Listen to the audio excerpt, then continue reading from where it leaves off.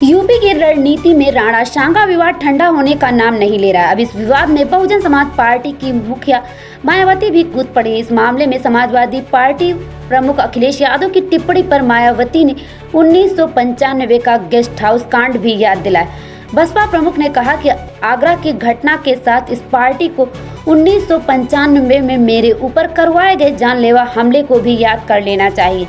अब सवाल यह है कि मायावती इस विवाद में क्यों कूदी और उनको इतने साल बाद एक बार फिर गेस्ट हाउस कांड की याद क्यों दिला रही हैं। मायावती ने कहा कि सपा को गेस्ट हाउस कांड याद करने के साथ उसका पछतावा भी करना चाहिए। उन्होंने कहा कि आगरा की घटना की आड़ में सपा अपनी राजनीतिक रोटियां सेकना बंद करे। आगरा में हुई घटना की तरह यहाँ दलितों का उत्पीड़न और ज्यादा ना कराएं।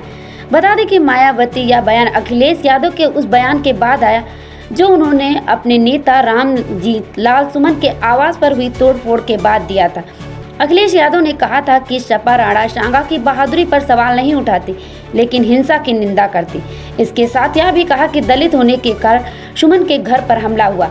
अब सवाल यह है कि बयान को लेकर भाजपा, सपा और बसपा इतनी उद्विग्न क्यों है। बता दें कि यह पूरी लड़ाई दलित वोट बैंक की।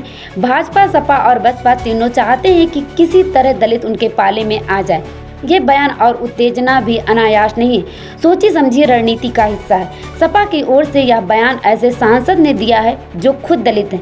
जब करणी सेना और भाजपा कार्यकर्ताओं ने हमला किया तो अखिलेश यादव ने भी रणनीति तरीके से इसे दलितों पर हमला बता दिया।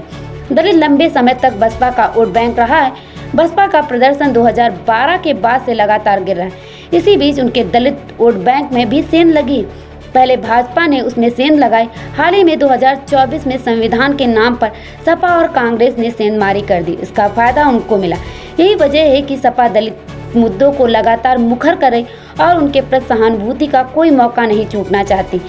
रामजीलाल सुमन का बयान और उसके बाद अखिलेश यादव का बयान उसी रणनीति का हिस्सा है। मायावती को यह बात समझ में आ रही, वह अपने छिटकते वोट बैंक को बचाने की कवायद में जुट गई हैं। यही वजह है कि उन्होंने तुरंत सपा को जवाब देने के लिए बयान जारी कर दिया और सपा को गेस्ट हाउस कांड याद दिला दिया।